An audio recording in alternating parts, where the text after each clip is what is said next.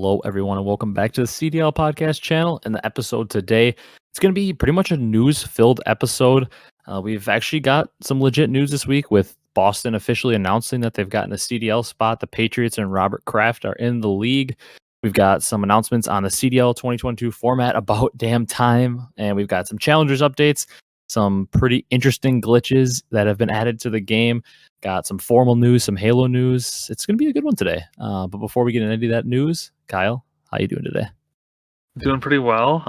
We finally got some headway on the 2022 CDL season here, which is, just been begging for any kind of update from the league. But I have a lot of down bad sports that we'll get to way later. Not really, I mean, my Lions one, but I'm just like so unbelievable. I'm catastrophically down bad about my fantasy team, so I'll be unloading on that later. But it's been a mixed bag for me this week. But yeah, All right. So if you guys enjoy this video, please be sure to leave a like, comment, and subscribe. And if you're on the audio platforms, drop a follow on there. We appreciate the continued support. Dive right into the news right away because it's going to be a mostly news-filled podcast. I got a lot of interesting stuff to talk about that we didn't really want to skip over to add more other stuff in. So we're just going to really do a deep dive into all the stuff that we've been hearing. First thing, I think really the headliner news, the CDL 2022 format was announced. Obviously, not every little detail. The venues weren't like technically officially announced, but we kind of know them. But a lot of the format announced, we can kind of, I want to maybe hear your thoughts on like the initial like 4 majors with 8 teams at each major, because I have some pretty strong opinions and I think we might actually differ a little bit on them. We were talking about a little on Twitter, but yeah, it sounds like there'll be 4 land majors with 8 teams at each major, and those 8 teams are the top 8 teams, unless the host team isn't top 8. Then there's some BS where they can play their way into the tournament or something. yeah. This is really odd for me. I don't really disagree with the top 8 being the ones to make it to the land majors. I just have an issue more with like how they're the ways and means by which they get there. Um, I mean, it's such a mixed bag for me on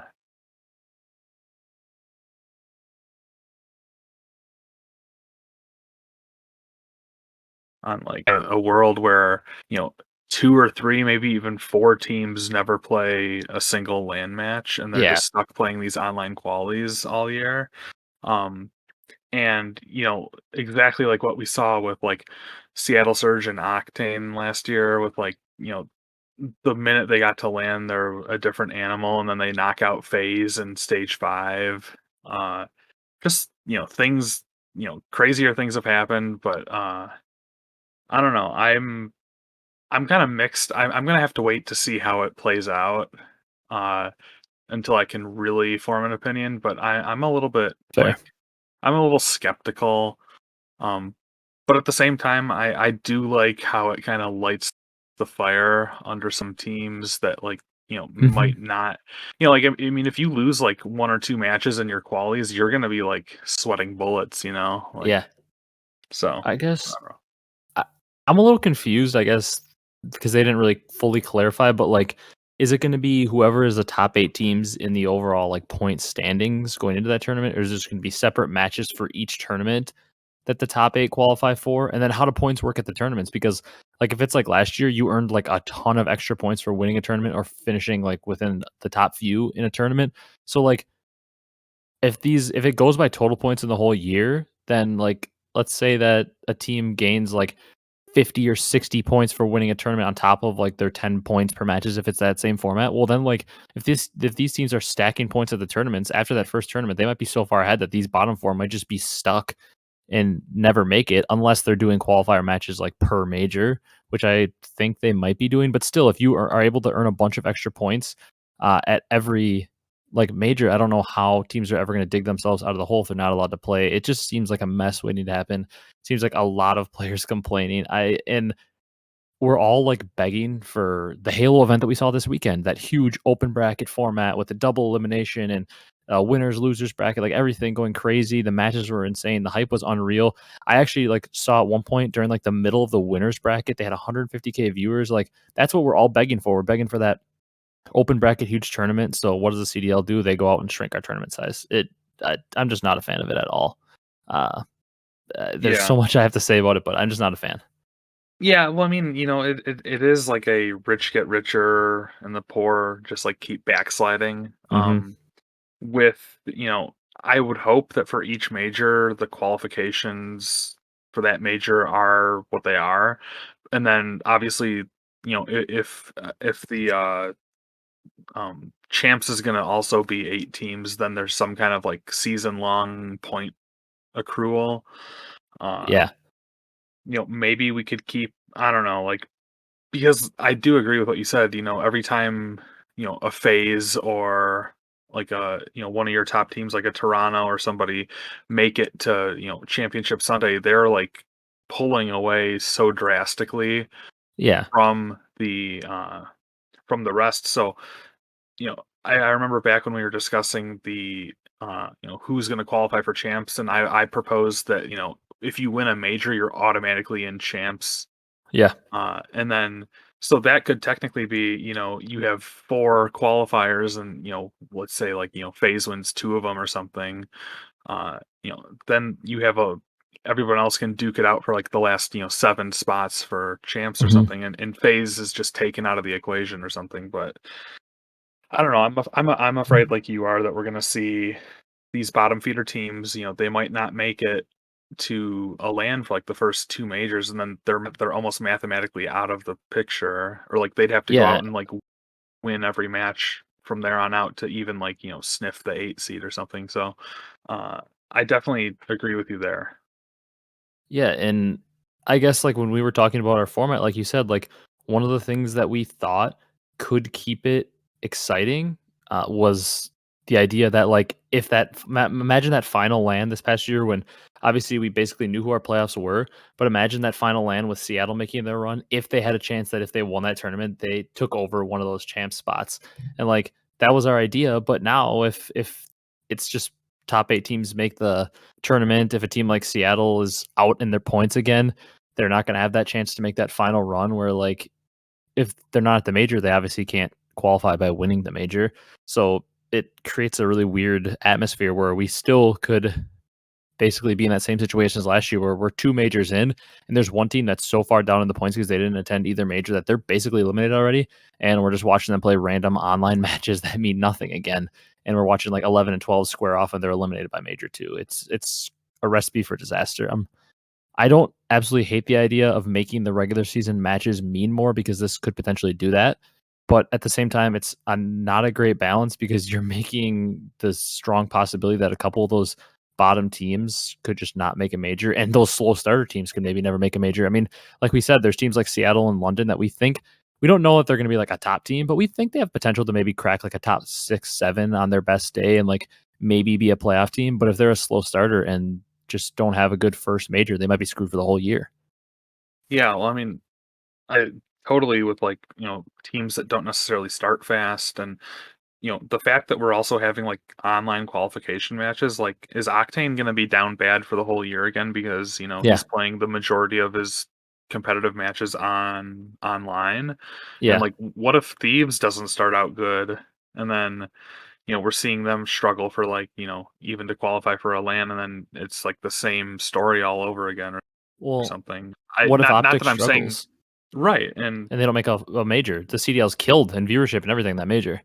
yeah, I mean, and that also, I mean, I also think that if we ever do get expansion, obviously you might have to cut down on the amount of teams that make it to lands. But when you only have 12 teams, uh, I feel like they're just kind of like cutting fat off when they don't Mhm. really need to. Because like, could you imagine if like one of these more outspoken owners, like Gary V or Hecz or whatever, were like the teams that were these bottom feeders, and then like Yeah. they might not make lands, and then all of a sudden you have like a huge fan base that's like riled up and mad that the CDL is like preventing their team from going to LAN.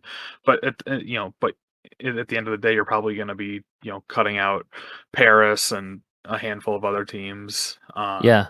And those, have virtually, non-existent fan bases at this Mhm. moment.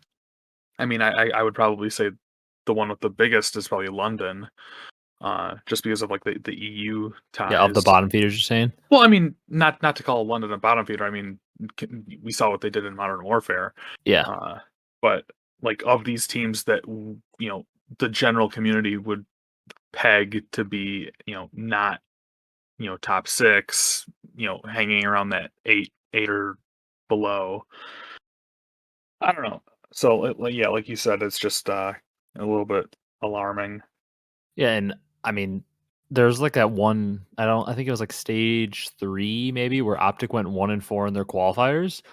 What if that Right. happens again and they miss? If it's like a 5-match qualifier and they miss, and now this is where the weird part is. They said if you're the host team, if you're not in the top 8, you'll get a chance. Even if you're the 12 seed going into that, you get a chance to just square off in a series against the team who's 8th, and you can just take their spot. Like, so our alleged lands that were leaked apparently for the 4 hosts would be Texas, Toronto, Minnesota, and New York. Leaked, not official or anything, but those are what we think we're gonna have apparently. So now let's say I don't know. We'll just the first one was Texas, so let's say OpTic is not in the top 8 for that tournament, and one of these other teams, Minnesota, we'll say they're in the 8th spot. Well, then OpTic gets to play a series against Minnesota, and if OpTic takes them out, they take their spot in the major since they're the host. Well, where's the fairness in that? So that means that like if any of these teams are in the bottom, they get a chance to play in. But if Paris is 12, they since they're not hosting, they don't get to play into that major. It like the competitive integrity with that makes literally zero chance. That like it makes zero sense. That's the part that I was really confused about. If you're a host, you get an advantage, an extra chance to get into the tournament. I mean, I don't see Texas, Toronto, uh, Minnesota, or New York struggling in that aspect. Like I think they'll probably all be top 8 pretty much the whole year, but let's say one of them isn't. That's a super interesting competitive integrity issue. Yeah, I mean, they're probably, that if this is true, they're probably going to just spin it as like, oh, like the last chance qualifier or Yeah. something for the host team because I don't know, the fans want to see their host team play. But yeah, I mean, thankfully, like you said, I don't think that these 4 teams will be struggling too hard to. I mean, who knows? But it'd be surprising to see any of those 4 teams be like outside. But like you said, we did see OpTic last year go 1-4 in group, and then they And were Minnesota had a couple bad stretches. yeah, and they were starting in losers. Mhm.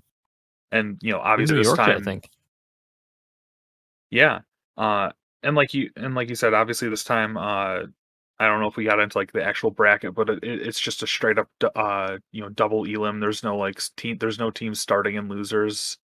Mhm. So everyone That's starts that's out with. positive.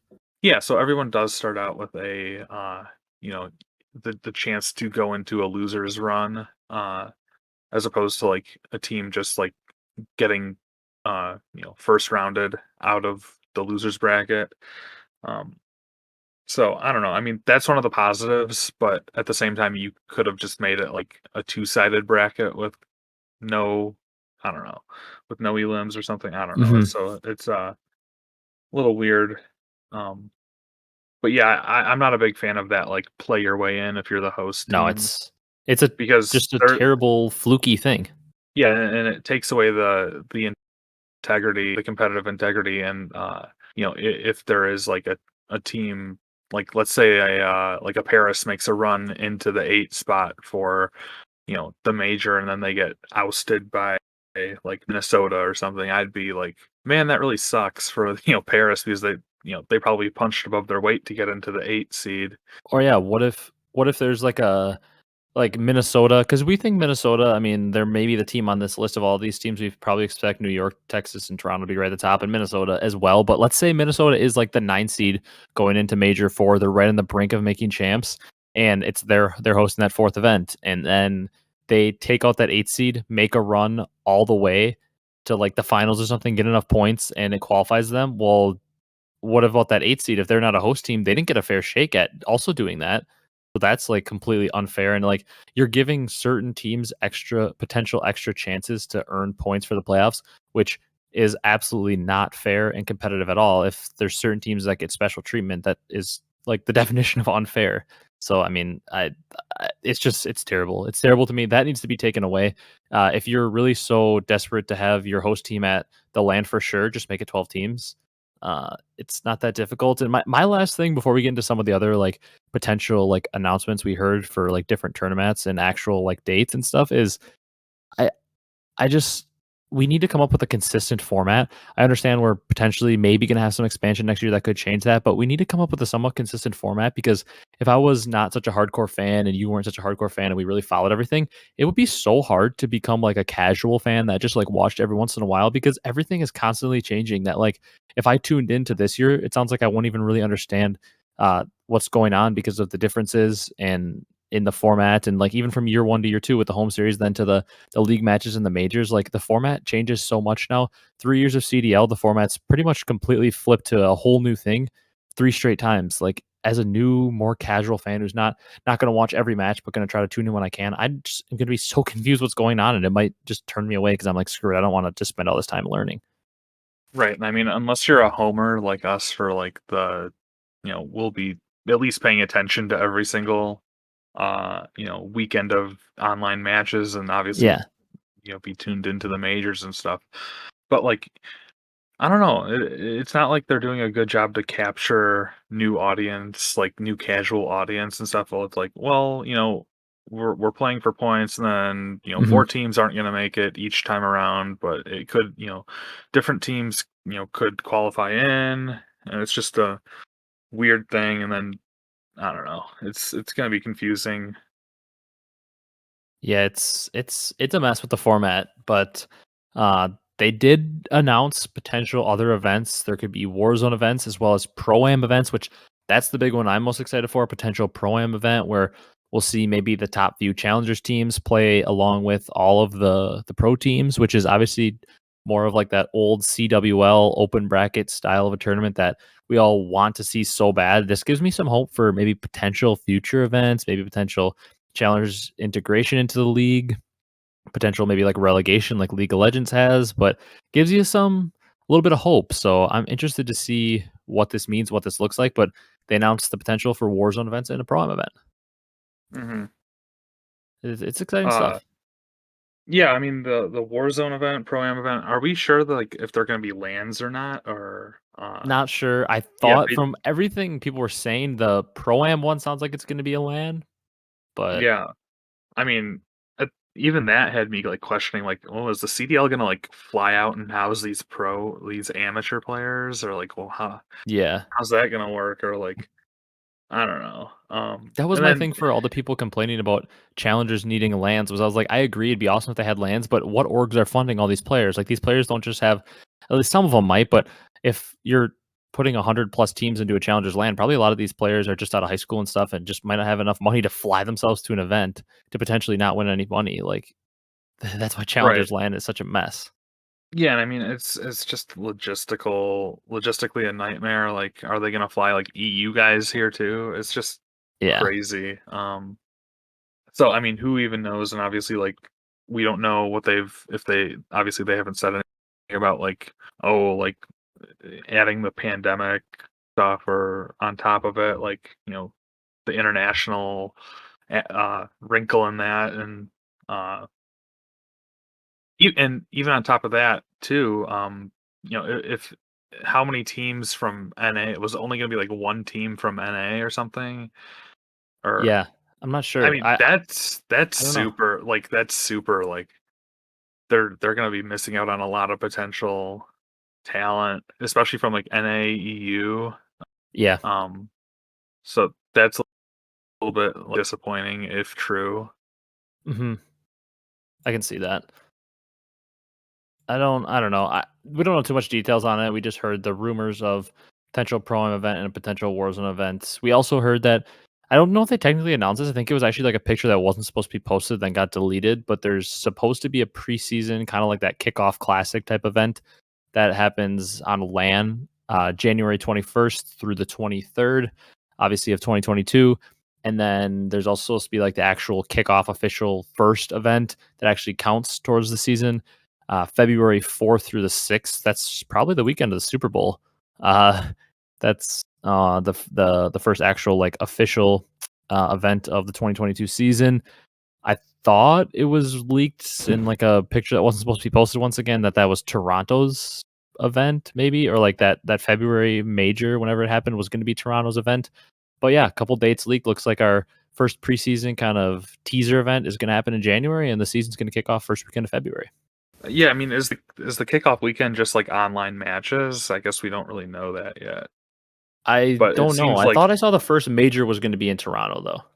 yeah, because it seems like the turnaround from like a preseason LAN, like so we assume that there's going to be no points awarded. It's just going to be like, these show matches again maybe if they're calling it Mhm. preseason. And then to turn that around and do like a kickoff weekend, if that was to be a LAN, that would require like, if these 5 group play matches and stuff. Mhm. So that leads me to believe that like the league online matches are going to be starting in February. Um and like we're gonna have this like show LAN match in Texas or Frisco, wherever, Dallas area. I believe that's what was leaked. Um, Yeah. and yeah, so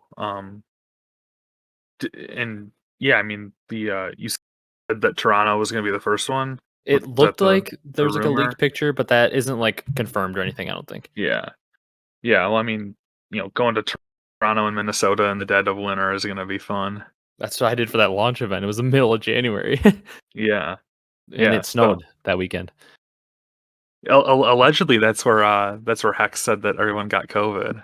I took a picture with Hecz there too, so he might have given it to me and my roommate, we were in college, like, pretty close to that area, and, man, we got back to our apartment, and we were supposed to go out with our friends that next weekend, and we both didn't go out because we were so sick, and I don't know, I might have been, like, one of the original COVID cases, you never know, but I took a picture with Hecz, I was close contact, and, yeah, I believe it because everybody was sick after that event. There's a couple other guys that I went to school with that went there, they were sick. I think it might have been the original super spreader, but never know. Yeah. One other thing I wanted to talk about with the or at least that we have down here is that the qualification matches are going to be random. Yeah, that's so So weird. a reminder for those last year, you would take the previous major's results and then each successive team would like so let's say you had Faze and OpTic play in the grand final, which I don't think we even got a Faze OpTic grand final, but let's just Nah. say that's what it was. So then Faze would pick the first team into OpTic's group, and then OpTic would pick the first team into Faze's group. And then each team after that, so like let's say Mhm. OpTic picked New York into Faze's group, then New York would pick the next team into OpTic's group. So it kind of like went down the ladder that way. Yeah. But the way they described it this way is that the it's going to be online random qualification matches. So who knows like if somebody's going to get blessed with like an easy like a quote unquote easy schedule, and somebody's going to get like boned with a hard one. And Mhm. uh I don't know. Hopefully they have a good, competitively and like with good competitive integrity uh to fix these matches up.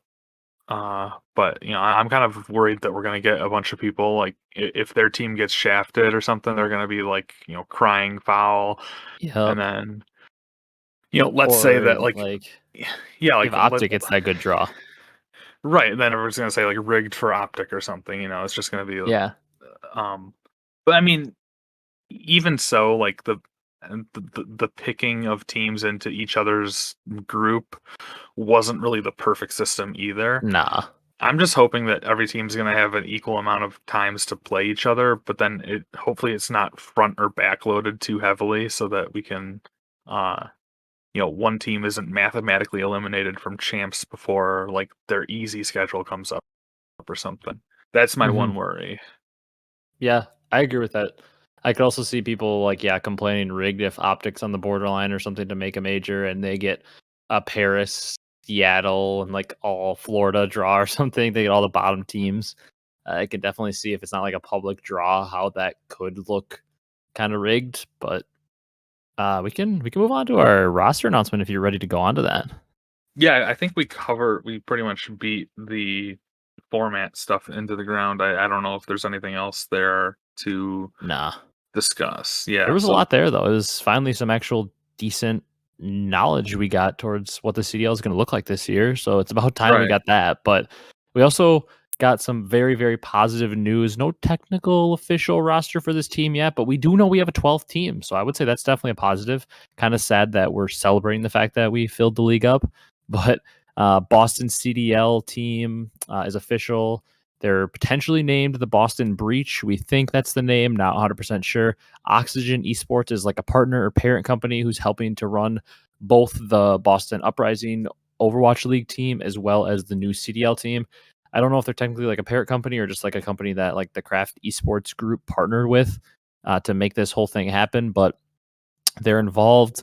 And rumored roster was Methods and Tej kind of as like the foundation. They were apparently targeting Nero, Capsidal, who I don't really know anything about, and then Brezzy, the French player, who previously probably most known for playing on E6, finishing like top 4, I believe it was, at Black Ops 4 Champs with Jordan General and those boys, Kismet. Um, Looks like as of now, though, they were scrimming today with Capsidal, so maybe Brezzy has kind of been taken out of the running for that. Interesting roster because we honestly thought that like Paul X and Venom were on this roster. Then all of a sudden, out of nowhere, they're just scrimming today with Nero and Capsidal. Not sure that I'm a fan of that. Admittedly, I don't really know anything about Capsidal, so I can't really speak on him. But Nero, I don't know. I've seen him play enough, and to me, I'd rather take my chance on Venom as a sub. But I don't know. Methods, Tej, Nero, and Capsidal seems to be the roster here in Boston. Yeah, this is a little confusing just how they like, they had this like core group of guys a while ago with Paul and with shoot, who was it? Paul, Venom, Tej, and Paul and Venom. Methods. Yeah, yeah, yeah, yeah.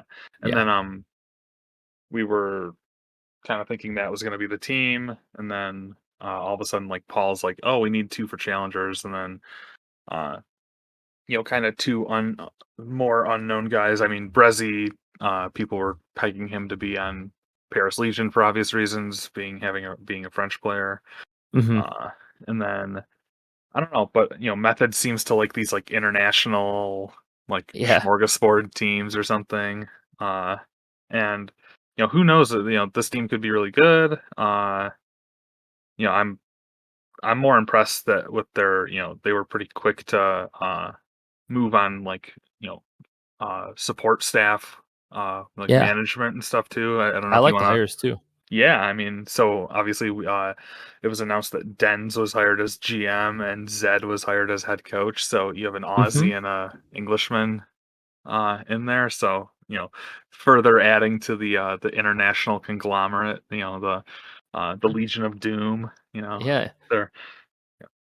So Interesting that Method gets another international player, as his GM/head coach when he got ousted uh, by Marquis B in Toronto for in favor of a European player. But I like the hires because Dents has been around for ages. He was obviously one of the best players, if not the best player in the Australian scene forever. Basically, for the entire time COD has been a thing competitively. And then Zed also an interesting player because he has that different ratty, just in your face, fast play style that I'm interested to see how he does as a coach. Obviously, we don't know anything really about him being a coach because it's his first run, as far as I know. Den's obviously, like I said, been around forever. I'm excited for them. And obviously, these two team together on Paris Legion and Modern Warfare, so they have some history. It makes sense. As well as Brezzy, kind of being from that EU scene, probably has some connections to maybe like Zed as well. So I kind of see where that's all coming from. But Brezzy, maybe not in the roster. Maybe he's going to be a sub now or something.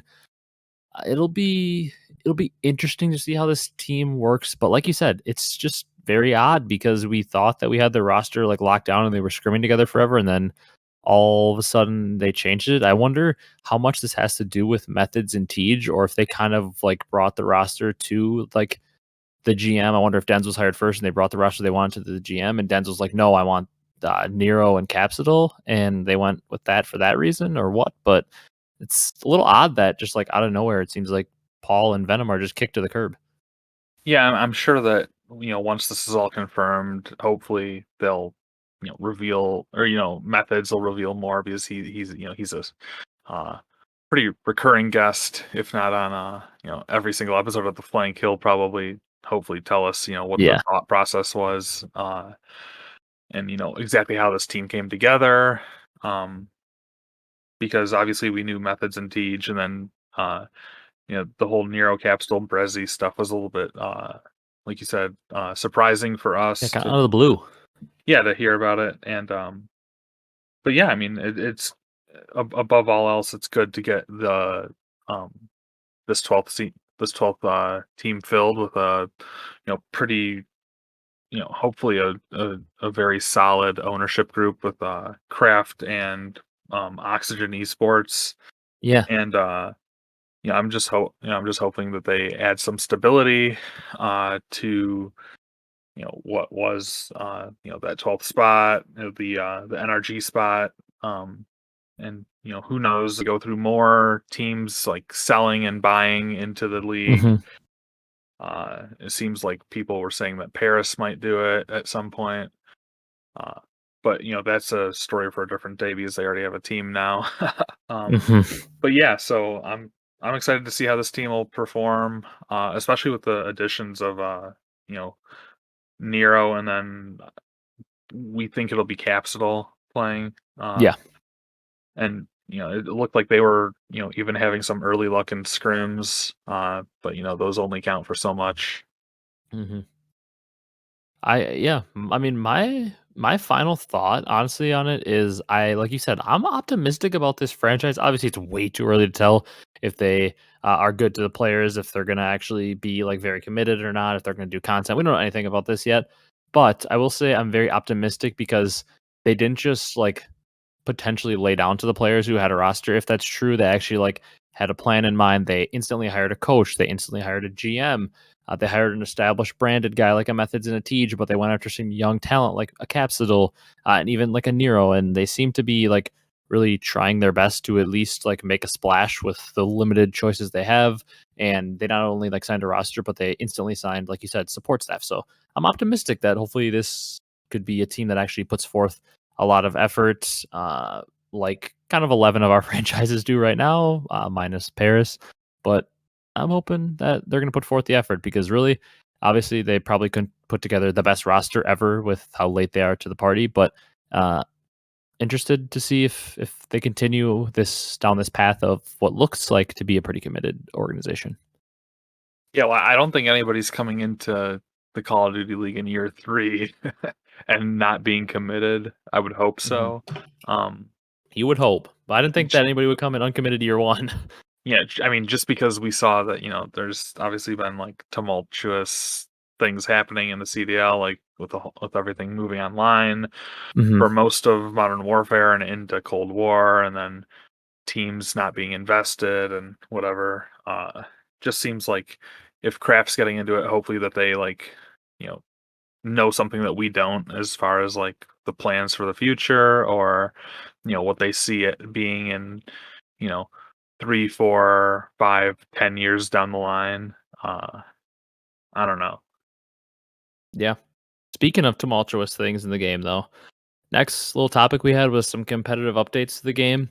Apparently, doors and destructible environments can be removed in CDL game modes. I literally think this is fake news because in my game, I can't do it.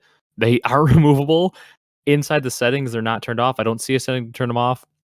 If I change every setting in the game, they don't like leave the map. If I put on CDL game modes, they don't leave the map. I can't edit any settings. So somebody comment down below if I'm just stupid. Maybe it's only on PC right now. I'm on console. Maybe that's the issue. But I'm on Xbox Series X. Somebody tell me how you removed them because I literally, no matter what I do, CDL game or anything, they're all there. So I haven't even played a map with the destructible environments off and like the doors off, but from what I saw, it was like broken. The walls were gone, but at the same time, also the doors like were still there, and you just like floated through them like Casper the Ghost. So I seems like it's completely broken. So maybe I don't know if they removed it and are like working on it again to fix it, but it's interesting. Obviously, it's something we want to go into the game, so I'm excited to see how maps play. But at the same time, I'm also a little nervous because certain maps are basically built to have the doors and probably won't work without it. Like, I mean, Bocage, that A bomb site room with like 10 different entries between breakable windows and doors with them all taken off, it becomes just hell to have to watch every angle. So we'll see how it works. But I mean, it's just a mess because I literally can't turn off the setting in the game. I'm down bad. I can't turn it off. I just wanted to run around bow cage without doors, and I literally can't do it.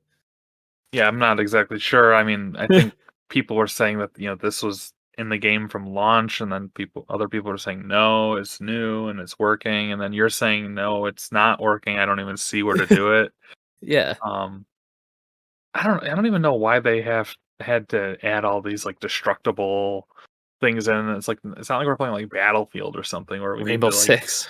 yeah, or like it's just annoying. But I guess speaking of ghostly figures or uh otherworldly beings floating through I doors. know where you're going with this. Do you, there was a lot of news last week. Apparently, the newest hot cracked 18-year-old player goes by the name of Krampus was running around CDL scrims ripping people's heads off. Yeah, I don't know. he's a This menace guy on the map.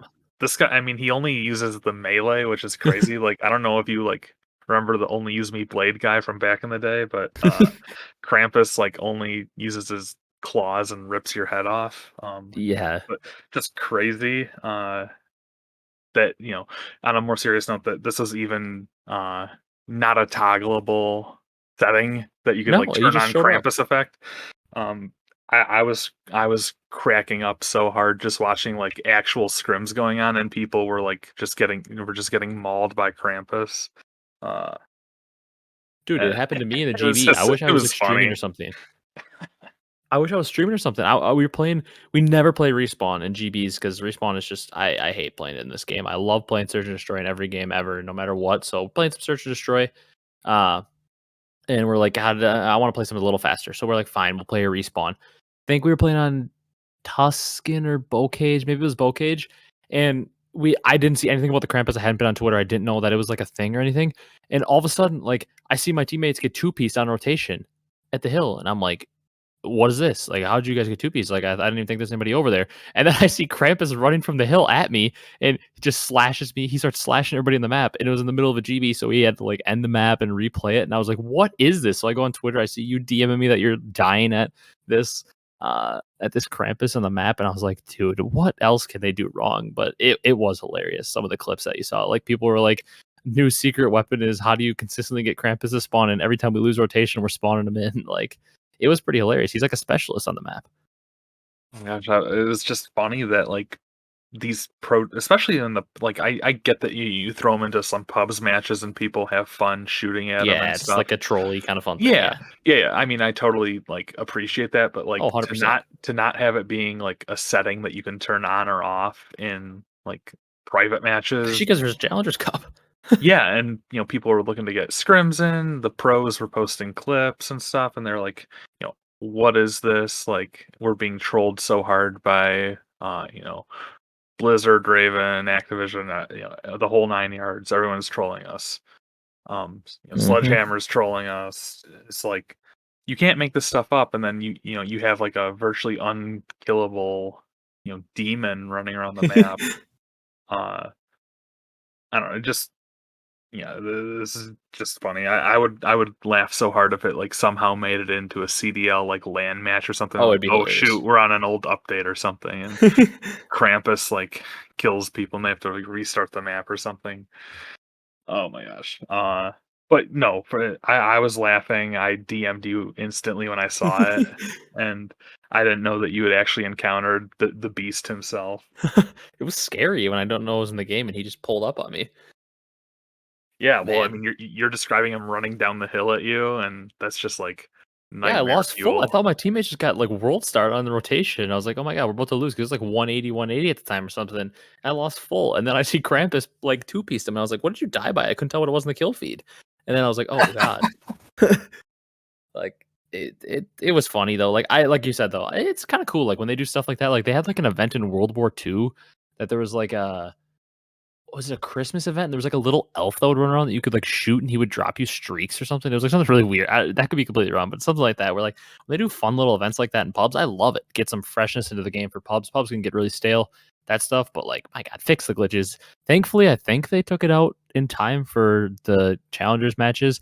I was hoping they didn't screw over like the APAC region because I know, like they said, the matches in Japan were about to start up and they still hadn't fixed it. And I was like, dude, I mean, we got to treat these guys just like they're the NA or EU, who you view as like the top regions, you know, like you got to keep it fair for the Japan and like APAC region and everything. Like, how is the Asia Pacific region not treated the same way? And I think they ended up getting it taken out in time. I'm not 100% sure, but hopefully they did. But we also have Challengers Cup 2 results. I thought we could just maybe read off the few teams that won from each region. I have them here. In the NA region, no surprise, the Pro Loot, Spart, Yeez, and Mohawk team won it. Also in the EU, really not much of a surprise. Journey, Lucky Metals, that trio, and then Real, who I'm not too sure about. I don't know much about him, but they went back to back. The only region to have a back to back team win. In the APAC region, it was Cruz, Buzzo, Jazin, and Replayed. I only know Cruz and Buzzo. Obviously, Buzzo been around forever. And then the Latin America, Zuner, Cootie, Trakes, and Jono. I don't know any of those players, obviously, with the Latin American scene being newer. I'm sure we'll start to get to know those players, but as of now, don't know too much about them. But not too much of a shock, I guess, with the NA and EU results for the regions we know better. Those are kind of some of the top teams that we'd expect to be right there.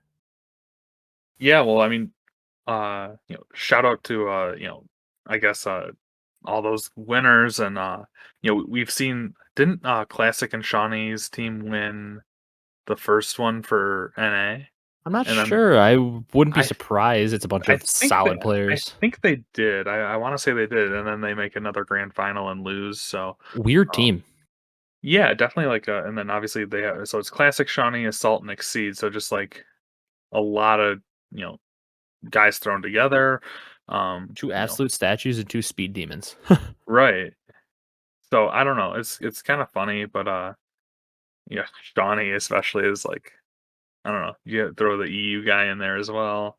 Yeah. Um, but yeah, I mean, obviously, Challenger scene still playing the 3 search and destroys, 2 hard points. So we've still yet to see teams compete legitimately on a third game mode. Hmm.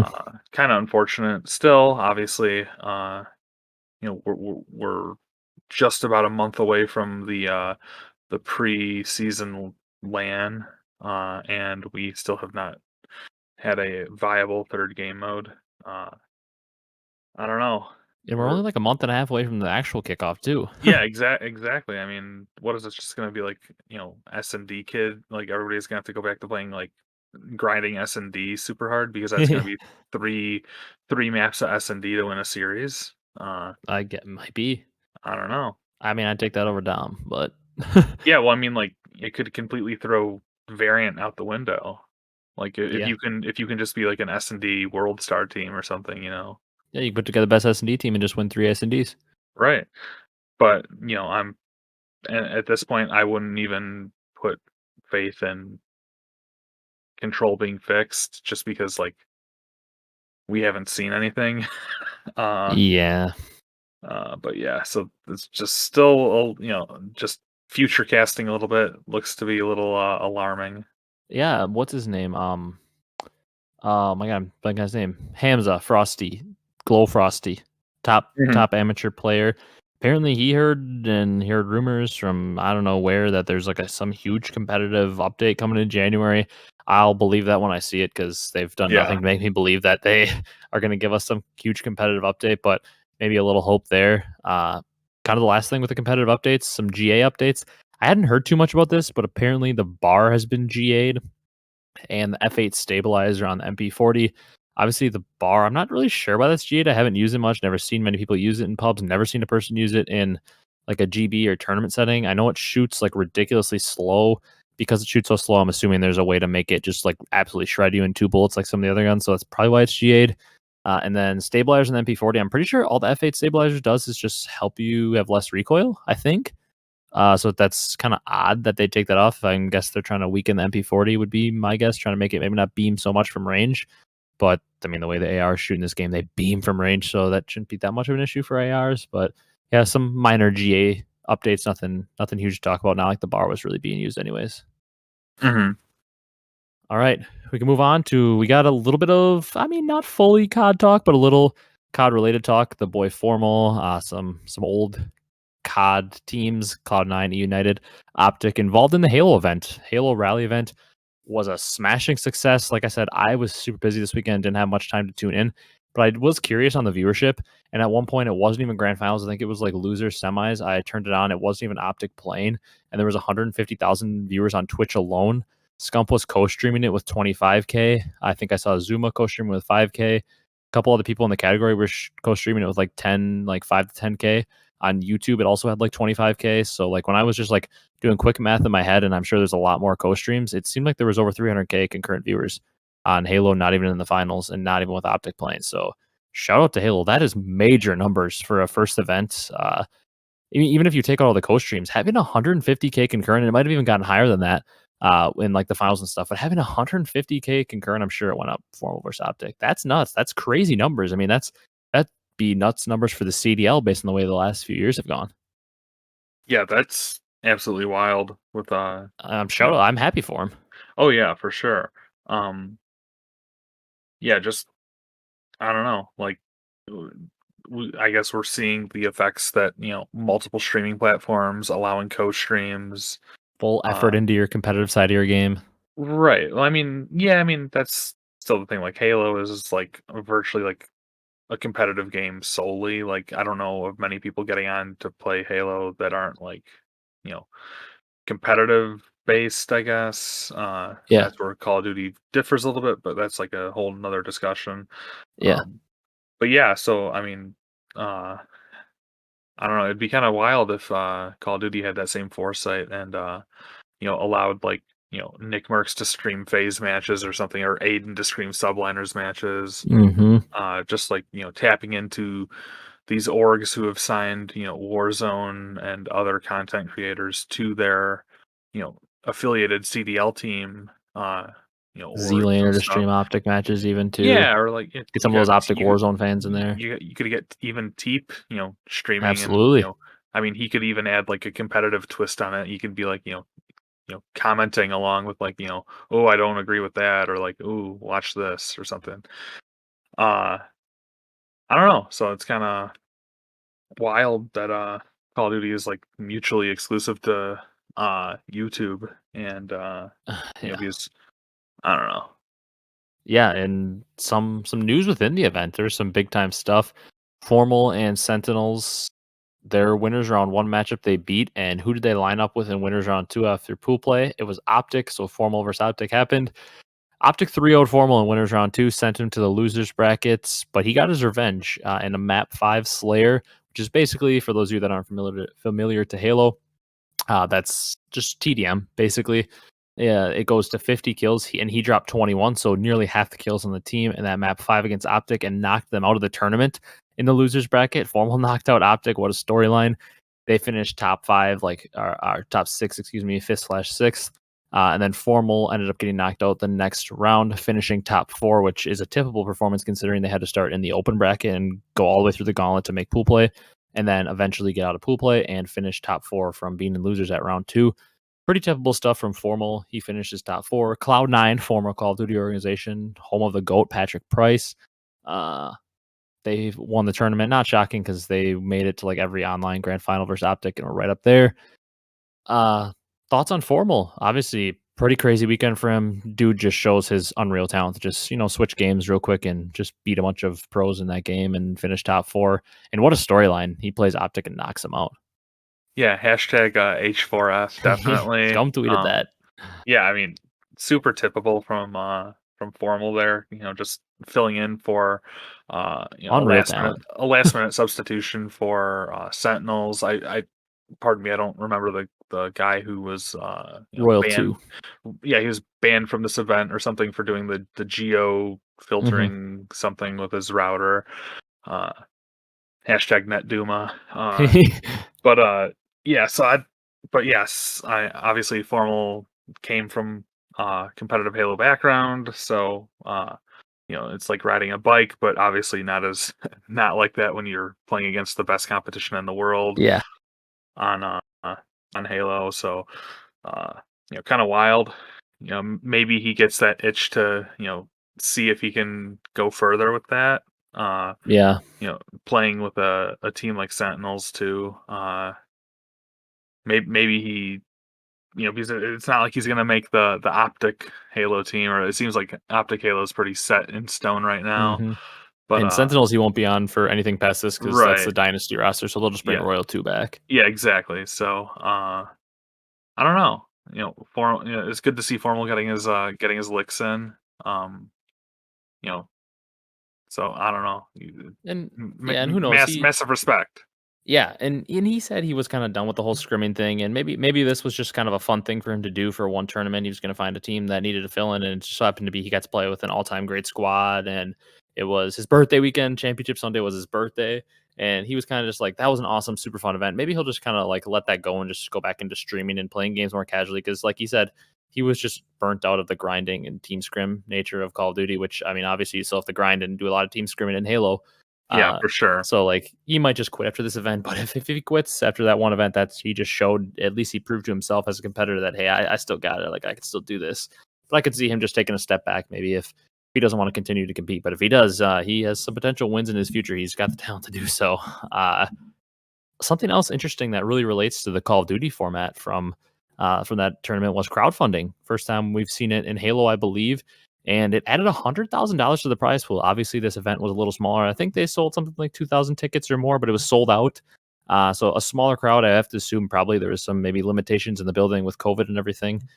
Maybe like limiting the amount of people they could have, or maybe the venue just wasn't like super huge, but uh, wasn't even that big of an event, and they still had 100K added to the prize pool in crowdfunding. That's insane. And I mean, I know we've had Hecz and Hastro really talking big, and a lot of players supporting crowdfunding to potentially be in Call of Duty, but that's nuts that $100,000 was added to that first prize pool.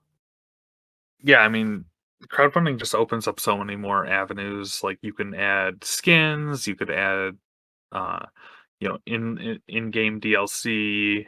Mhm. You could even add like physical goods, like a Kickstarter does or something, like where they just they give you a return on your investment for however much you Mhm. contribute, and then that all goes into uh, like the eventual pool of money for in that case product, but in this case it would be like for for the major or something, or Yeah, and it's a for the win for the land, developer too because yeah. they get a share.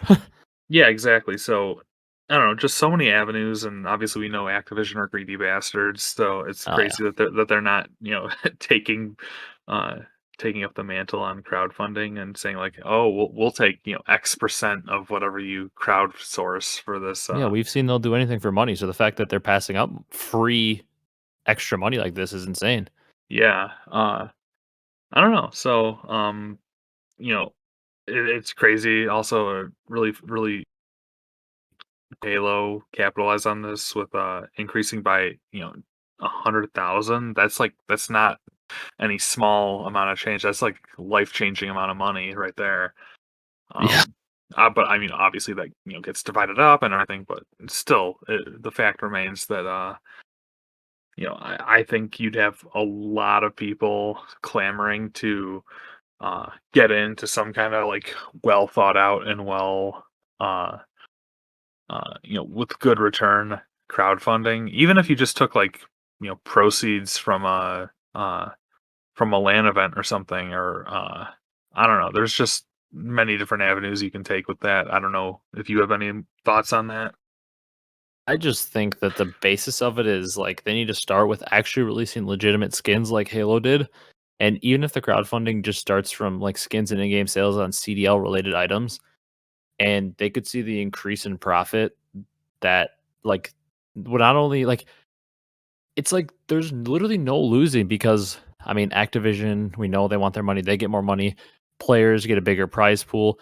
Also, you want your league. I mean, I am actually questioning if they want it to be successful or not, but you would think as Activision they want their league to be successful, and having a bigger prize pool means more people are potentially interested because of that massive prize pool. I mean, I've turned on a Dota stream before for Worlds because it's like a $40 million prize pool, and I've never seen Dota before that. I've never played it. I don't really have any interest in the game, but I've turned on a stream just because I've seen it's for $40 million or something like that. Like you could increase the prize pool of the CDL. Activision gets money, players get more money, league gets more money. There's just really no negative side of it, unless you hate to share the wealth, which is probably the case here. But I guess, yeah, I would like to see it start with, if they don't want to like dive fully into it, I'd love to at least see them start with sharing a profit of like CDL skin sales or something.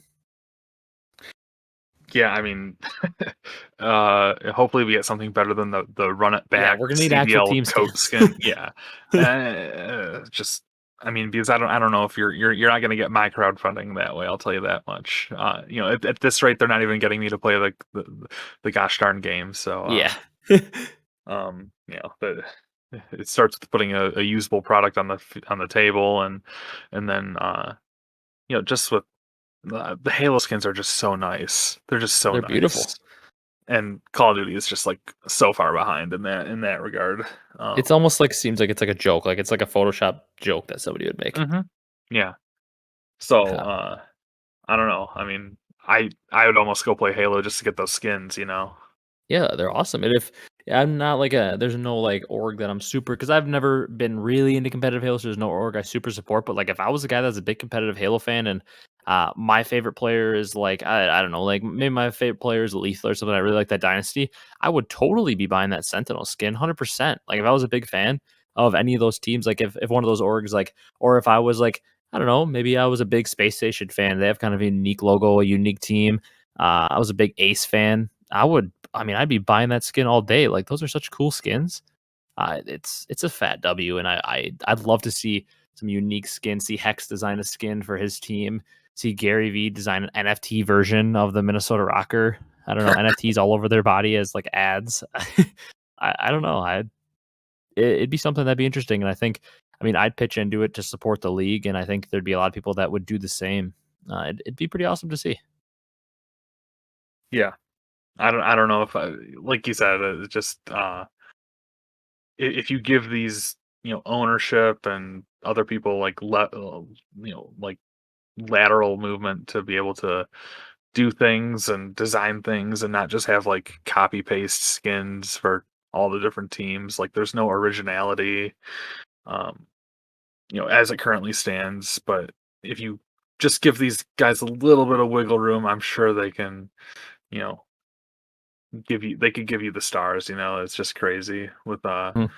you could have Hecz like drawing like graffiti skins or something like And he if would you do it really if you for really sure. wanted to. Yeah, I mean, especially if that meant that if people are buying OpTic skins, then OpTic gets a bigger take of the crowd, of Hmm. the profits. But I think that's why we saw that OpTic didn't even add their signatures into the skin packs, is because they weren't going to get the equal share. They were going to get, it was Hmm. just going to be a straight up equal divide, even though people might have been buying it just for OpTic signatures. So there's business moves and business moves. So Yeah, you could do some interesting, cool, unique stuff. Like the way Ultra in their event too, they hired like a local, I think he was like a local Toronto or Canada rapper or something to like perform and do like music for a lot of like their videos and stuff. And like Mhm. they could probably even find like a local artist to like help design, and who could probably design something super cool for their skin. And like you could put on like local artists and do something like cool like that for like your community that's like around your city, and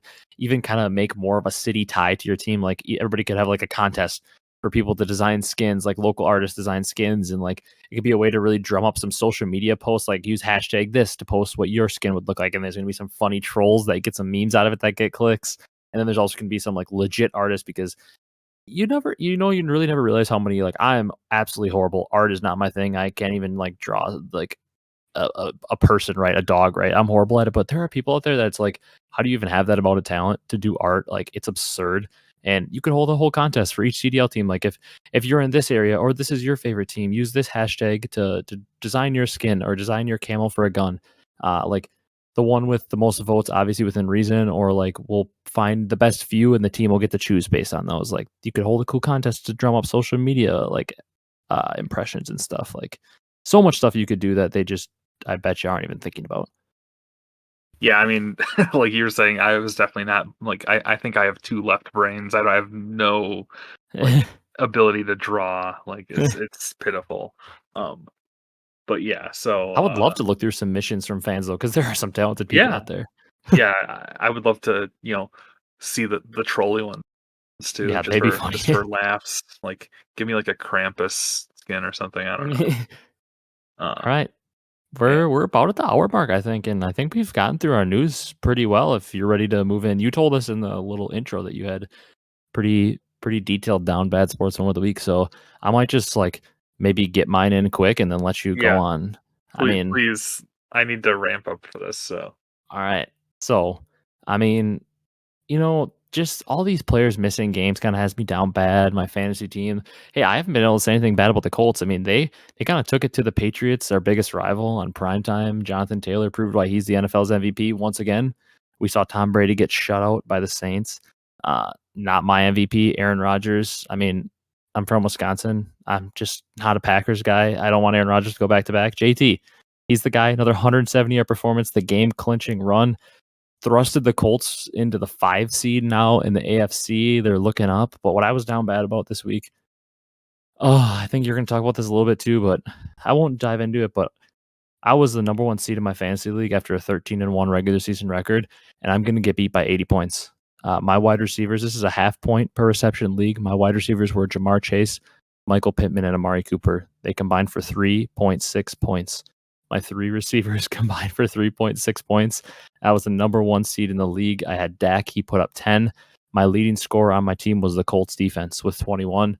I had Nick Chubb, who played on this Monday that we're recording this. He actually had an okay game at 16. I think I put up 85 points, and my opponent put up 180. I was 13-1 on a 12-game win streak going into the playoffs, and I got absolutely steamrolled out of the first round. So I am absolutely down bad about that. But it sounds like you have a pretty interesting fantasy story as well. yeah, I'm right there with you. I think we can, if I might drive out to where you're at, and we can just like commiserate together with how down bad we are about fantasy. But similarly, I was 10-4. Uh, there was no teams better than me, but so I was in a 3-way tie for first. Got booted to the 3rd seed based on points for. So that pretty much means that like you take your total points scored for the season, and I Mhm. was 3rd amongst the teams that were 10-4. Played a team that was 6-8. Was 6-8 at the 6th seed. So I was the 3 seed playing the 6th seed. The 1 and 2 got buys. Mhm. I'm getting beat by 50 points right now. My opponent has 1 player left on Tuesday night. I have 3 players on Tuesday night, and I need like conservatively, I need like 65 points. Who And are the players? one of my players is a kicker. I have yeah, Jalen Hurts going. Um, I have Rashad Penny Okay. and Matt Gay, the kicker. Hey, he's a consistent 10 points every week. I have him coming Yeah, up too. but so I don't know. And then I'm going against my opponent still has Daryl Henderson Jr. to play, Mm. so not looking good. Um, I wouldn't be so mad if I was playing a team with a winning record. Oh, it Um, makes it more frustrating when you lose to like those random teams that snuck in.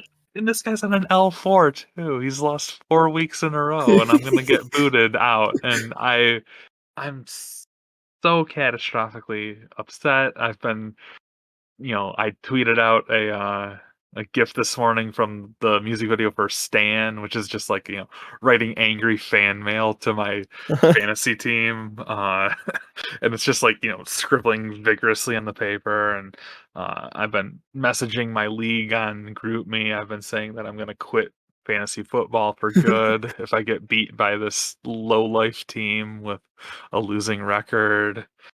Uh, some other things too that I won't repeat here.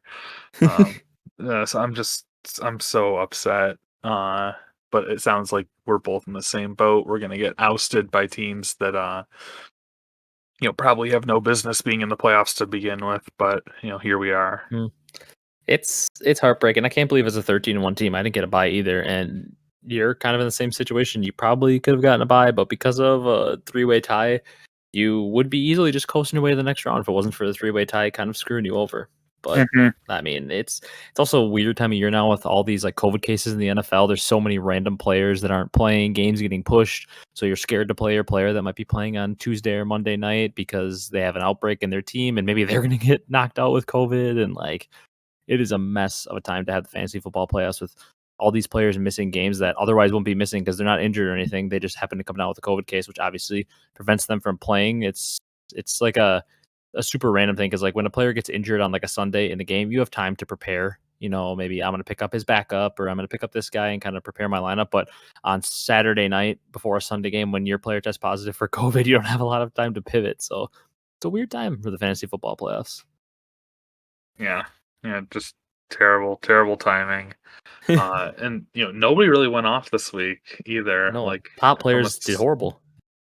yeah, so that was further added to my uh, you know, down badness. Yeah.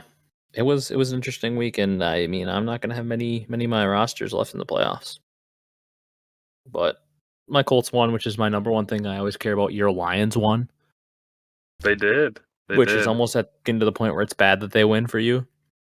Right, right. Well, we're trying to not win too many games, but They lost you know, the didn't they lose the one pick now?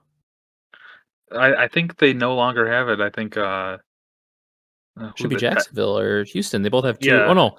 No, Houston beat Jacksonville, so Houston should have 3 wins now. That means I think Jacksonville is at 2 wins. I think Jacksonville holds the 1 pick now. Mhm.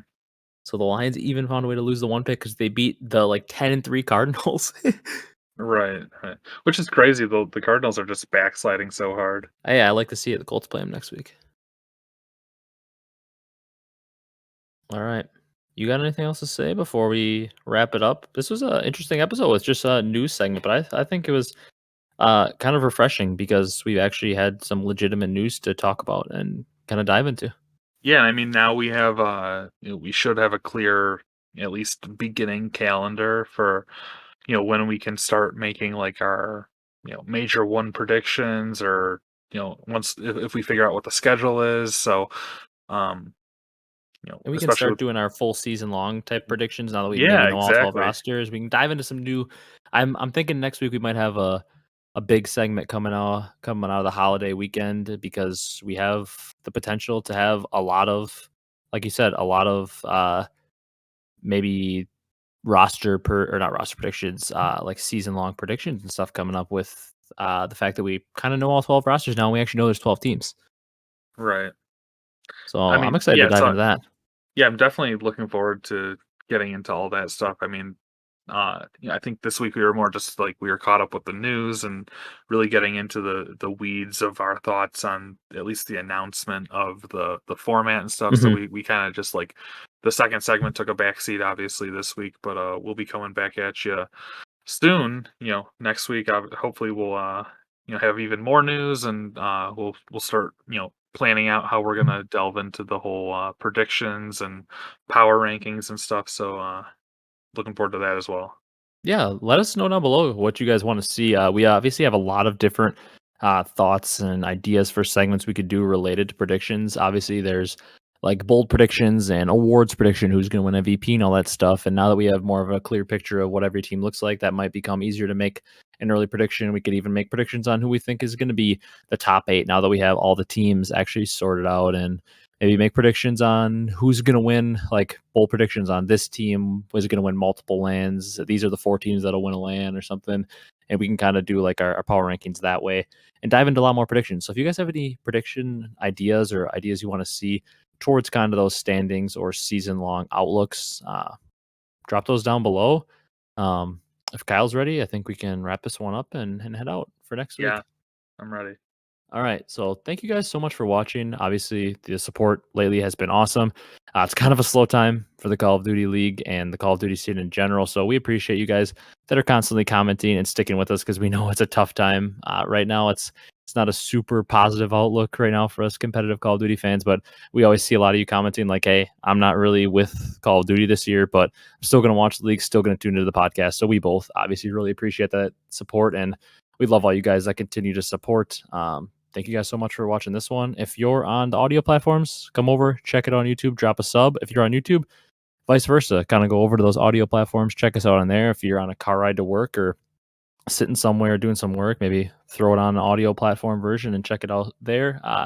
It's kind of what I do for a lot of my podcasts, listen to the audio version while I'm at work. So check us out on there. We'd really appreciate it. Thank you guys so much for watching, and we'll see you in the episode next week with hopefully a pretty interesting predictions type segment for the rest of the CDL 2022 now that we have a format.